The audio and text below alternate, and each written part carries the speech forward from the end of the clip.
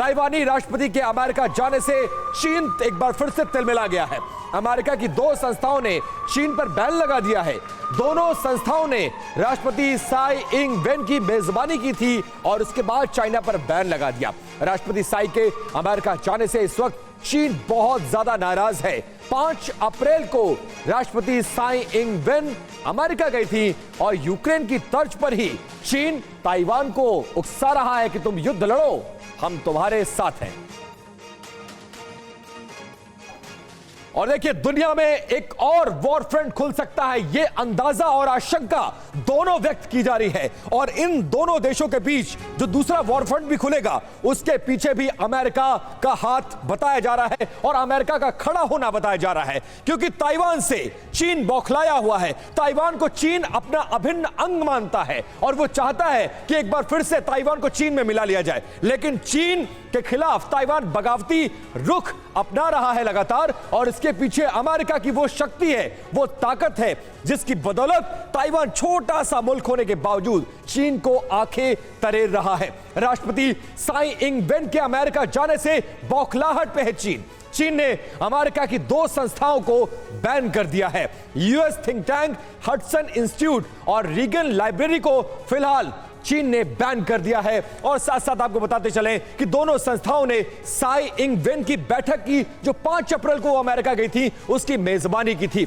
Republican house अध्यक्ष Kevin McCarthy ने साई के साथ रीगन लाइब्रेरी में बैठक की थी। अलगाववादी गतिविधियों को मंच देने के चलते इन दोनों संस्थानों को चीनी विदेश मंत्रालय ने बैन किया है। चीन में इन सब की संपत्ति या वित्तीय संपत्ति को भी जब्त करने का फैसला किया गया है। साथ साथ दोनों संस्थाओं ने जुड़े 4 अन्य लोगों को भी बैन किया है, जो सीधे तौर पर रिलेट हैं ताइवान से और ताइवान की राष्ट्रपति साई इंग वेन की मेजबानी करते हुए नजर आए थे। हालात एक और वॉर फ्रंट का बनता हुआ नजर आ रहा है और अमेरिका यह कहता हुआ नजर आ रहा है कि आप कुछ भी करिए, हम आपके साथ हैं। हमारे साथ मेहमानों का एक बड़ा पैनल लगातार 10 बजे से ही जुड़ा हुआ है, जो तमाम युद्ध की खबरों पर विश्लेषण कर रहा है। सीधा मैं रविंद्र सचदेवा सर आपके पास जाऊंगा और यह समझने की कोशिश करते हैं कि क्या यूक्रेन के बाद दुनिया एक और वॉर फ्रंट को अफोर्ड कर सकती है, और क्या अमेरिका इस स्थिति में है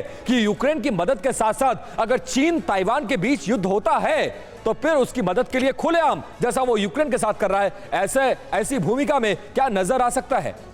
लास्ट क्वेश्चन, यस, अमेरिका यह सोचता है कि वो दोनों फ्रंट पे यूरोप हो या साउथ चाइना सी हो, कहीं पर भी वो टोटल कंट्रोल करके लड़ सकता है। बट स्टेपिंग बैक, मेरे विचार से, आप कह रहे हैं तीसरा युद्ध चालू होगा, मेरे विचार से दुनिया आज की तारीख में तीसरे विश्व युद्ध के बीच में है। यह युद्ध ऑलरेडी चल रहा है। 1, उस पर आएंगे अलग से। सेकेंड, अगर ये साउथ चाइना सी वाला मामला बढ़ता है तो वो मैं कहूँगा कि चौथा विश्व युद्ध होने जा रहा है। तीसरा ऑलरेडी चल रहा है साहब, इससे ज्यादा दुनिया क्या बटेगी? इससे ज्यादा क्या थ्रेट्स, काउंटर थ्रेट्स होंगी जो रशिया और वेस्ट और नेटो के बीच में हो रही हैं। रशिया का पैसा चला गया है सारा, आई मीन इट्स हेडिंग। बात केवल ये कि वॉर अभी केवल यूक्रेन की धरती पे चल रही है, फैली नहीं है, ज्यादा फैल जाएगी। और 21वीं सदी की वॉर जरूरी नहीं है सोल्जर्स को मार के, वो आपको इकोनॉमिकली भी मार के हो जाते हैं, जो हो रहा है। तो तीसरा युद्ध यहाँ चल रहा है जिसके बीच में हम है। चौथा युद्ध ये होगा और होके रहेगा। क्यों होके रहेगा? चाइना ने 2049 तक 100 साल कम्युनिस्ट पार्टी के ताइवान को अपने अंदर लेना है। शी जिनपिंग कह चुका है कि हमारी पीढ़ी की ये जिम्मेदारी है कि ताइवान की समस्या हम अगली पीढ़ी के लिए छोड़ के ना जाएं। तो यानी कि अगले 5 से 10 साल में वो ताइवान को लेना है, पर ताइवान मानता नहीं है, तो कॉन्फ्लिक्ट होगा। और लास्ट पॉइंट, ये जो 2 संस्थाएं थी अमेरिका में जिन्होंने होस्ट किया ताइवान इस प्रेसिडेंट को, रोनाल्ड रीगन के नाम पे लाइब्रेरी है जहां पे अमेरिकन स्पीकर केविन मैकार्थी मिला साई से, राइट? इसलिए उसको बैन कराया चाइना ने। और दूसरा, हडसन इंस्टीट्यूट ने अवार्ड दिया साई को, ग्लोबल लीडरशिप अवार्ड, इसलिए बैन किया है। बिल्कुल, और इन दोनों ही संस्थाओं को चीन ने बैन कर दिया है। लेकिन इसका असर क्या होगा, यह भी देखने वाली बात है। ताइवान के पास चीन की वॉर ड्रिल से चरम पर तनाव पहुंचता हुआ नजर आ रहा है। ताइवान स्टेट में चीन कर रहा है वॉर ड्रिल। ताइवान से सिर्फ 50 किलोमीटर की दूरी पर चीन का युद्धाभ्यास शुरू हो चुका है। चीनी वॉर ड्रिल में जंगी जहाज और फाइटर जेट्स शामिल हैं। ये देखिए तस्वीरें हम आपको दिखा रहे हैं इस युद्धाभ्यास से जुड़ी। 10 अप्रैल तक United sharp sword war drill चलेगी, यही नाम दिया गया है इस वॉर ड्रिल को, इस युद्धाभ्यास को, जिसकी तस्वीरें आपके सामने हैं। ताइवान की सरजमीन पर एक बार फिर खतरे के बादल मंडराते हुए नजर आ रहे हैं। ये वॉर प्रैक्टिस आखिर आने वाले वक्त के लिए क्या संदेश दे रही है, इसे समझना जरूरी। और ये वॉर ड्रिल के दूसरे दिन की तस्वीरें हम आपको दिखा रहे हैं, यानी बिल्कुल ताजा तस्वीरें। 3 दिनों की ये वॉर ड्रिल है। कल हमने आपको कुछ तस्वीरें दिखाई थी, आज ये नई तस्वीरें हमारे पास आई हैं चीन की इस वॉर ड्रिल से जुड़ी, जो आपके सामने है। 3 दिनों की ये वॉर ड्रिल, और इसमें जो घटनाक्रम सामने आ रहा है वो आने वाले वक्त में बड़ी तबाही के संकेत देता हुआ दिखता है।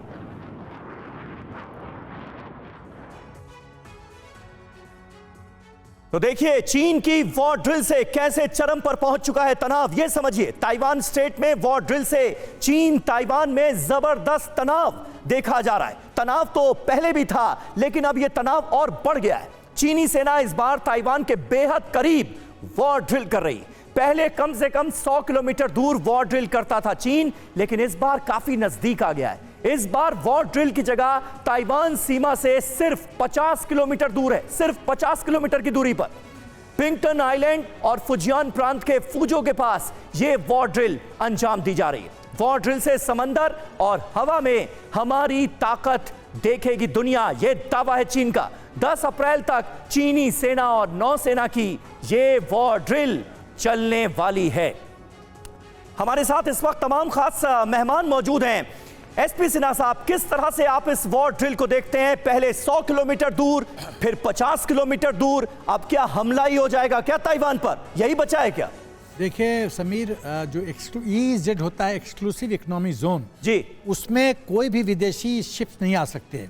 तो जब ये 50 किलोमीटर के दूर पे चीन के शिप्स आ रहे हैं, इसका मतलब है वो अंतर्राष्ट्रीय कानून का उल्लंघन कर रहा है, और वो ये संदेश दे रहा है कि अब हम 100 से 50 पे आए, 50 से 25 पे आएंगे, उसके बाद तुम्हारे तट पे पहुंच जाएंगे जी। अब इस ताइवान इशू को मैं 2 दृष्टिकोण से देखता हूं। क्या अमेरिका की दृष्टिकोण से ये सही उपयुक्त समय है कि ताइवान में समस्या बढ़े? मुझे तो नहीं लगता है। जिस तरह से आर्थिक व्यवस्था डवाडोल रही है, अमेरिका की 2 टॉप बैंक्स एकदम खत्म हो गए हैं, और अमेरिका के अंदर ये एहसास हो रहा है कि हम यूक्रेन में लड़ाई लड़के हमको फ़ायदा क्या हो रहा है। MIC छोड़ के, मिलिट्री इंडस्ट्रियल कॉम्प्लेक्स छोड़ के आम जनता नाराज है। अब आते हैं चीन के परिप्रेक्ष्य में। चीन के परिप्रेक्ष्य में ये सही वक्त है कि वो ताइवान का फ्रंट खोले, क्योंकि अमेरिका की दृष्टि यूक्रेन पे है। ये एडिशनल फ्रंट ताइवान खुलेगा तो अमेरिका की दृष्टि बटेगी, तो रूस के लिए फ़ायदा होगा, तो रूस के लिए फ़ायदा होगा, और चीन के लिए भी फ़ायदा होगा। तो इसीलिए जो वॉर ड्रिल कर रहा है ये मसल फ्लेक्सिंग के रूप में आप देखिए। सर, इसका एक और पहलू है जिस पर मैं चर्चा करना चाहूंगी, क्योंकि पिछले 1 साल से ताइवान इस बात को लेकर कह लीजिए कंप्लेंट ही कर रहा है कि यूएस अपना प्रॉमिस नहीं निभा रहा। यहां पर खास तौर पर डिमांड की गई है स्ट्रिंगर्स और एंटी एयरक्राफ्ट मिसाइल को लेकर।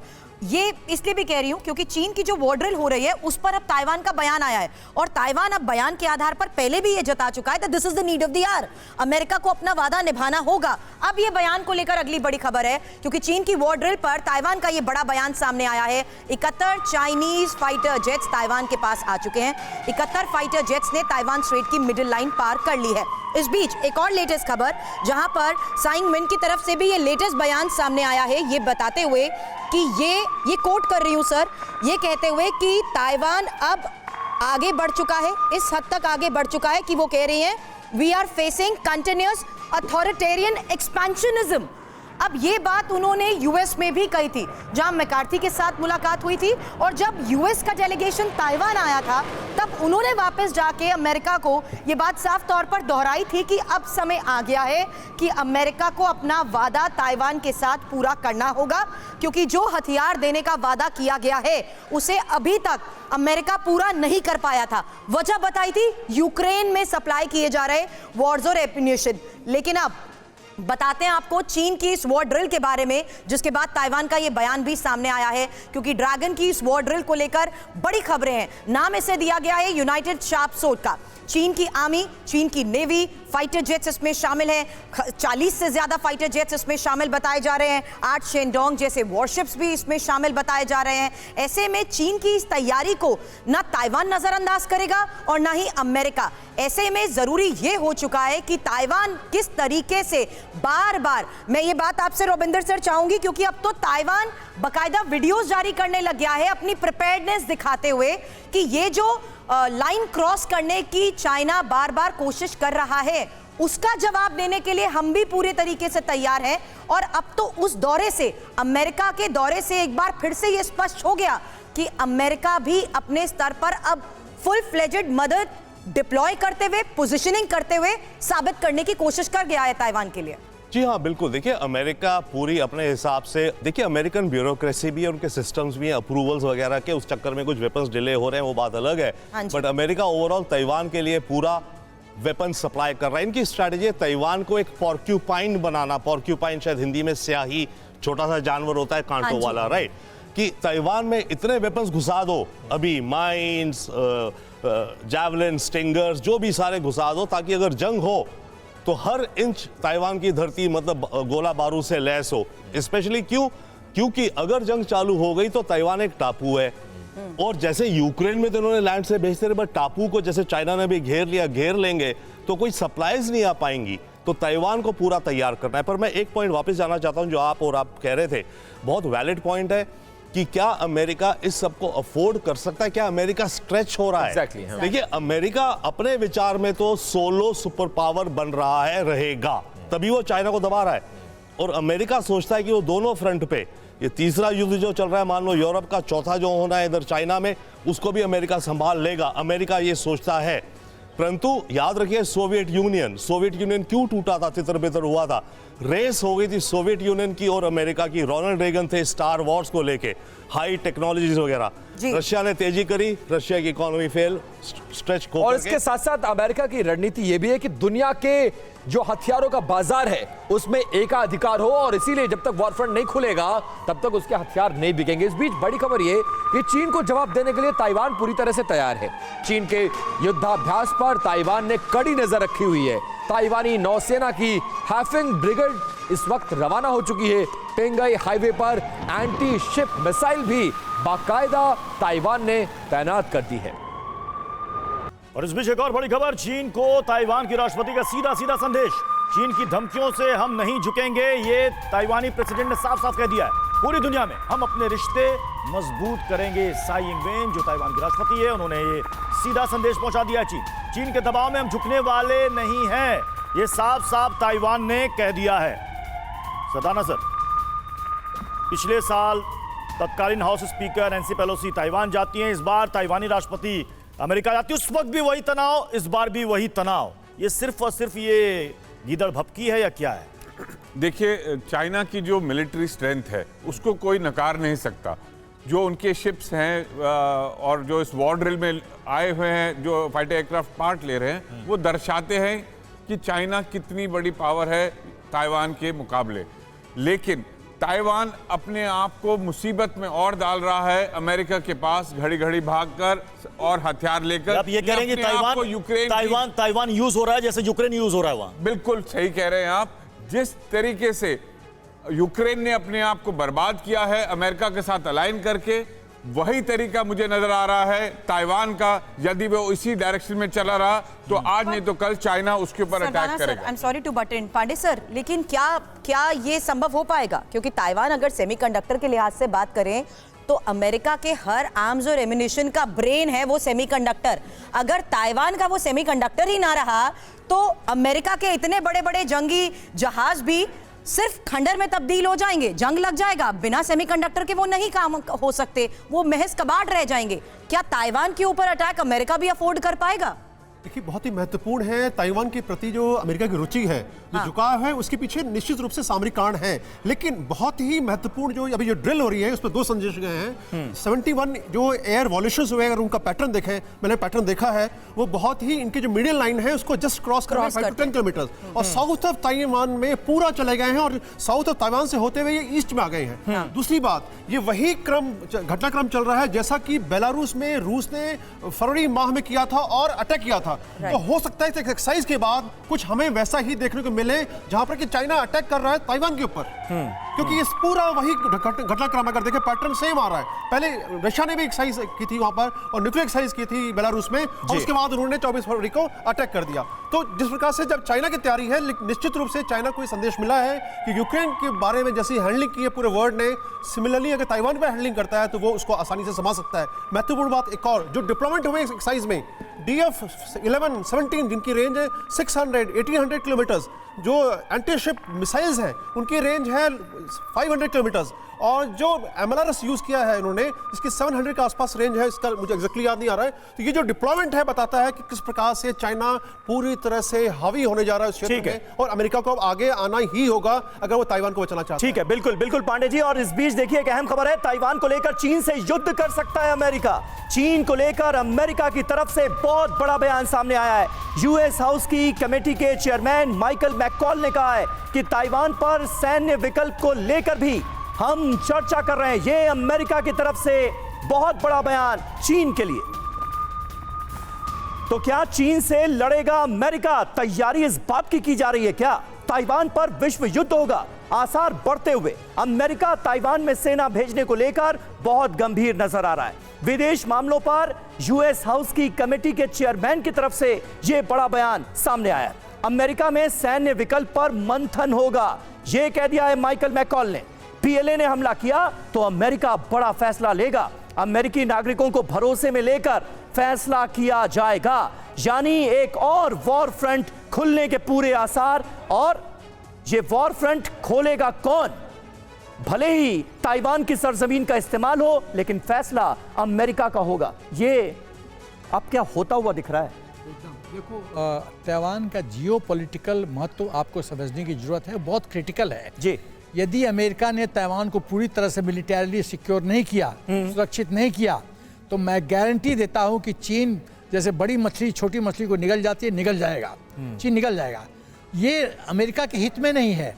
अमेरिका के, चीन और अमेरिका के बीच में ताइवान एक बफर जोन की तरह है, सुरक्षा कवच है। वो सुरक्षा कवच को यदि अमेरिका खो देता है तो चीन का डायरेक्ट अप्रोच हो जाता है अमेरिका के बॉर्डर्स पे। पहली बात। दूसरी बात, ये रूस के इशारे पर तो कहीं चीन इस रीजन में एस्केलेशन नहीं कर रहा है। हो सकता है जो अमेरिका को इन्वॉल्व करके हो सकता है। जब जीपिंग गए थे रूस में बातचीत करने के लिए, तो कई बिंदुओं पे बातचीत चली थी। लोग कहते थे कि मिलिट्री इक्विपमेंट सप्लाई पे बात की होगी, ताइवान पे भी बात हुआ होगा। बिल्कुल। अब मैं ये कहना चाहता हूं, लेकिन एक मैं प्रश्न चिन्ह उठाना चाहता हूं अमेरिका के कंडक्ट पे। क्या? अमेरिका की विश्वसनीयता पे प्रश्न चिन्ह उठाता हूं। जिस तरह से अमेरिका मैदान छोड़ के भाग जाता है, अफगानिस्तान की बात करें तो वो प्रश्न चिन्ह उठता है। और जब ताइवान कुछ मिलिट्री इक्विपमेंट मांग रहा है, वेपन प्लेटफॉर्म मांग रहा है, तो 100% क्यों नहीं आप दे रहे हो? लेकिन सर, यूक्रेन का हश्र देखने के बाद ताइवान यकीन कैसे कर सकता है? ये सबसे बड़ा सवाल है। मैं आऊंगा इस पर आपके पास। और इस बीच बड़ी खबर यह है कि चीन के युद्धाभ्यास से दुनिया पर इसका असर पड़ सकता है। वॉर ड्रिल से ग्लोबल सप्लाई चेन पर इसका असर पड़ सकता है। ताइवान को सामान भेजने में इसमें दिक्कत आएगी और चीन अपनी ताकत का एहसास कराता हुआ।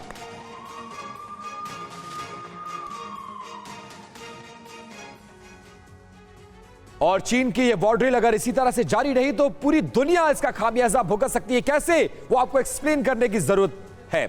ताइवान के बेहद पास चीन वॉर ड्रिल कर रहा है।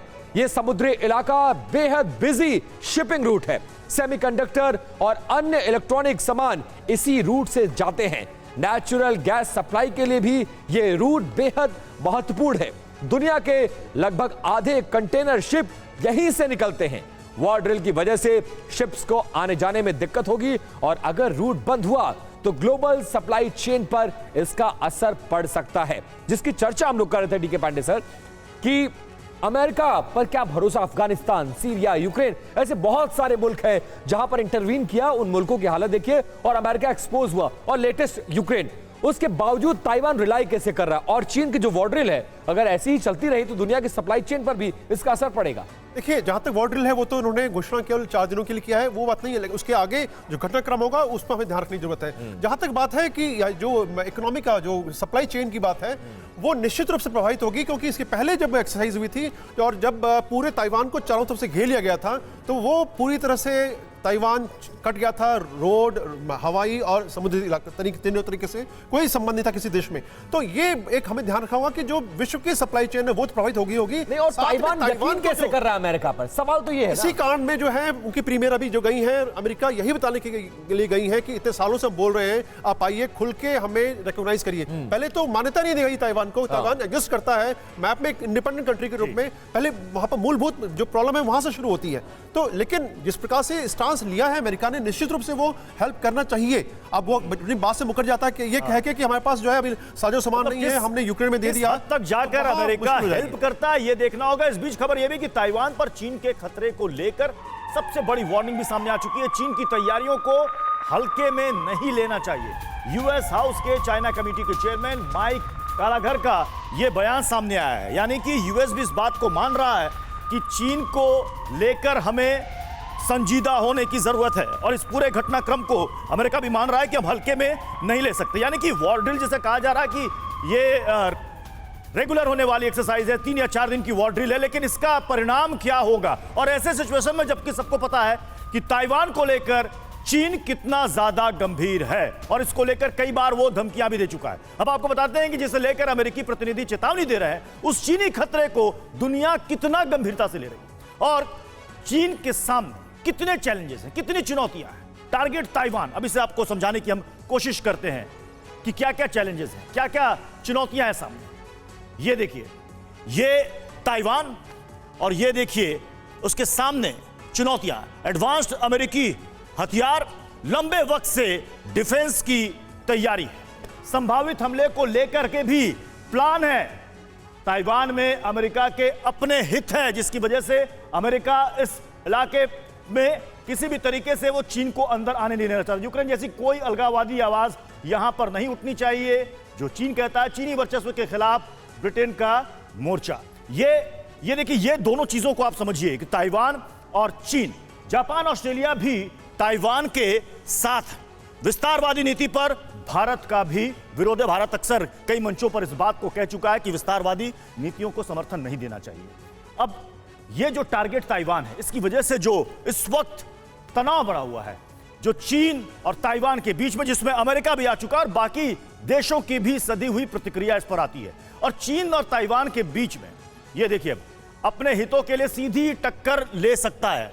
अब ये देखिए, इसे समझिए आप, कौन कौन सी कंट्रीज हैं। ये देखिए, अमेरिका, ये सबको पता है कि कैसे टक्कर होगी तो क्या होगा। दूसरा देखिए, जापान, ड्रैगन के वर्चस्व को खत्म करने का संकल्प, विस्तारवाद को ध्यान में रखकर सैन्य तैयारी।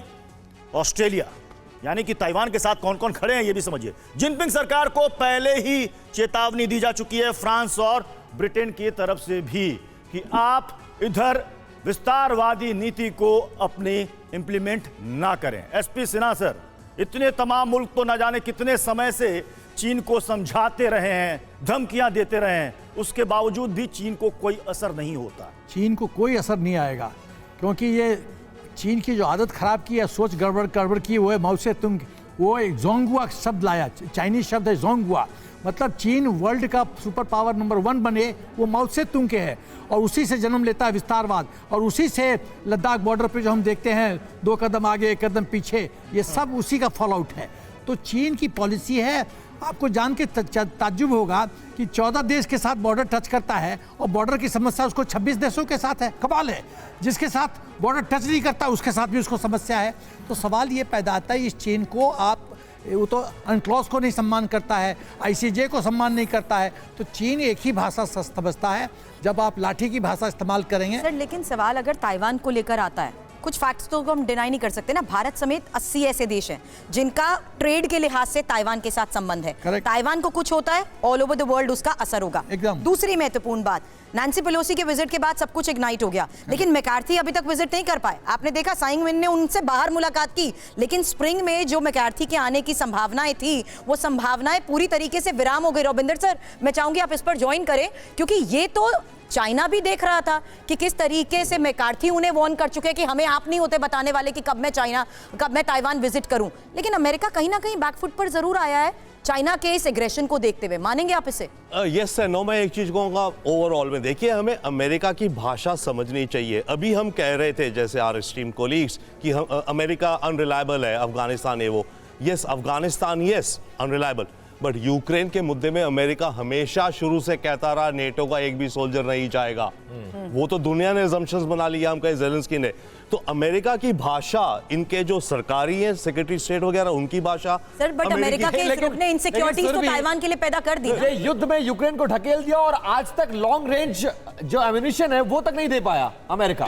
एक सेकेंड है ना, इनकी लैंग्वेज, इनके कांग्रेसमैन की लैंग्वेज बड़ी नुआंस्ड होती है, वन, तो उसको केयरफुली हमें देखना चाहिए। दूसरा, जहां तक रही ताइवान की बात, यस अमेरिका ने जो कमिट करा है कर रहा है और करता रहेगा सपोर्ट ताइवान को, बट फिजिकल आएगा कि नहीं आएगा वो एकदम अलग बात है ना। इकोनॉमी दुनिया को नहीं, अगर चाइना ताइवान हुई, चाइना की इकोनॉमी भी बैठ जाएगी। चाइना की economy is majorly linked to Taiwan. बिल्कुल सही बात है। अमेरिका की तरफ से बातें तो बड़ी बड़ी की जा रही हैं, वादे तो बहुत किए जा रहे हैं, लेकिन उन पर अमल भी होगा क्या?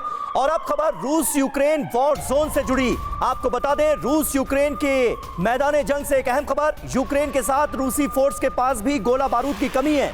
रूसी सेना पर अमेरिकी थिंक टैंक की तरफ से बड़ा दावा किया गया है। गोला बारूद ना होने से रूसी सेना के हमले कम हुए हैं। फ्रंट लाइन पर डिफेंसिव मोड में आ गई है रूसी फौज। दावा तो यहां तक किया जा रहा है।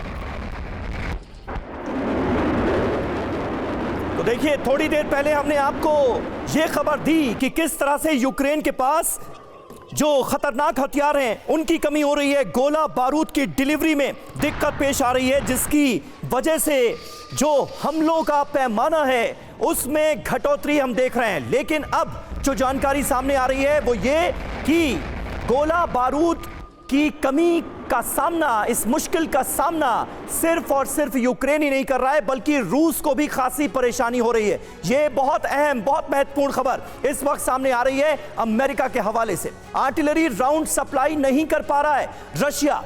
फ्रंट लाइन पर रूसी जवानों के पास गोला बारूद की जबरदस्त कमी हो रही है।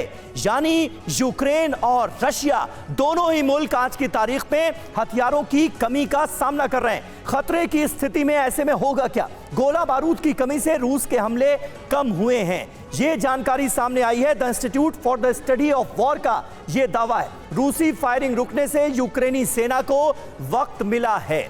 यूक्रेनी फोर्सेस नए हमले की तैयारी कर रही है। यानी ये जो कुछ भी घट रहा है, जो कुछ भी हो रहा है, वो यूक्रेन के फेवर में जा रहा है। यूक्रेन ने काउंटर अटैक का सीक्रेट प्लान बनाया है, ये भी जानकारी सामने आ रही है, क्योंकि उन्हें वक्त मिल गया थोड़ा सा रुककर जोरदार हमला करने के लिए। यूक्रेन ने रूसी सेना को पीछे धकेलने की बाकायदा स्ट्रैटेजी बनाई है और इस वक्त उस पर काम किया जा रहा है यूक्रेन में। तो क्या जो कुछ घट रहा है, जो कुछ हो रहा है, उसकी भारी कीमत रूस को आने वाले वक्त में चुकानी पड़ेगी? ये अहम सवाल इस खबर के सामने आने के बाद उठता है। वहीं रूस की मिसाइल स्ट्राइक पर यूक्रेन ने एक बड़ा दावा किया है, और यह दावा क्या है? रूस का मिसाइल ऑपरेशन नाकाम हो गया।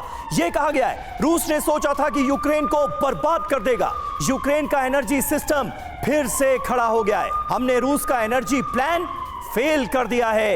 यह बड़ा दावा यूक्रेन का सामने आ रहा है। तो रूस का ऑपरेशन एनर्जी, इससे जुड़ी एक एक डिटेल अब आपके सामने ये रही। ये देखिए, 1200 मिसाइल ड्रोन से हमले किए गए। 1200। ये ऑपरेशन एनर्जी की एक एक डिटेल। 43% एनर्जी इंफ्रास्ट्रक्चर तबाह कर दिया गया, बर्बाद कर दिया गया। इसके अलावा 50% यूक्रेन कई दिनों तक अंधेरे में डूबा रहा। हमने देखा पिछले दिनों यूरोप को भी कैसे जबरदस्त एनर्जी संकट का दंश झेलना पड़ा, हाहाकार मच गया था वहां पर। तो रूस क्या साथ ही साथ ऑपरेशन एनर्जी के जरिए भी बड़ी चोट पहुंचाने की कोशिश कर रहा है? यह अपने आप में एक बहुत अहम सवाल है।